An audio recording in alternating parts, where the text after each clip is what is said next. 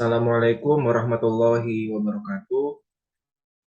Perkenalkan, nama saya Hasbi Imanul Haq dari kelas B dengan NPM 10060321097.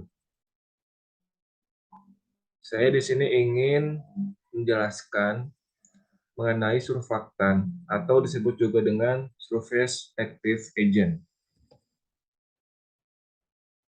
Yang pertama saya ingin menjelaskan apa itu prinsip HLB atau disebut juga dengan hydrophilic lipophilic balance. Lalu yang kedua mengenai Gibbs absorption. Dan yang ketiga mengenai potensial zeta. Baik, yang pertama itu bagaimana sih prinsip HLB itu?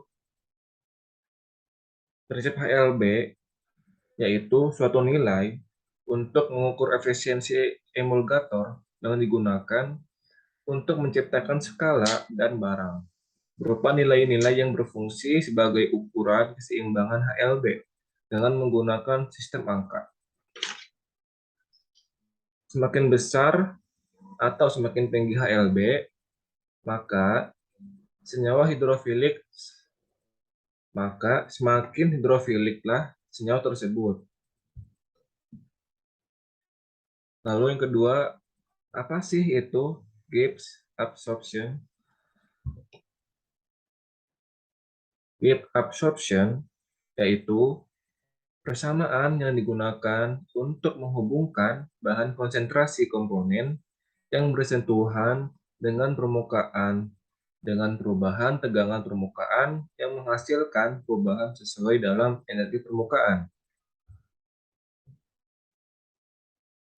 Selanjutnya yaitu potensial zeta. Potensial zeta adalah parameter muatan listrik antara partikel koloid, maka tinggi nilai potensial zeta bisa mencegah terjadinya flokulasi atau peristiwa penggabungan koloid. Ada tiga kegunaan potensial zeta. Yang pertama itu untuk mengetahui kestabilan suatu larutan. Yang kedua, untuk memprediksi morfologi permukaan suatu partikel. Yang ketiga, mengetahui muatan permukaan.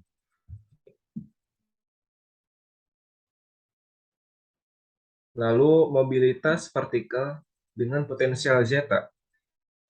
Contohnya pada praktek elektrofluoresis, potensial zeta diukur dengan menerapkan medan listrik di seluruh larutan. Lalu potensial zeta dalam medium polar dan non-polar. Yang pertama, polar, yaitu ikatan koloid dengan airnya sangat kuat. Lalu yang kedua itu ada non-polar, kestabilan koloid karena fenomena hidrasi. Peristiwa tertariknya muatan positif air pada muatan negatif koloidnya. Saya di sini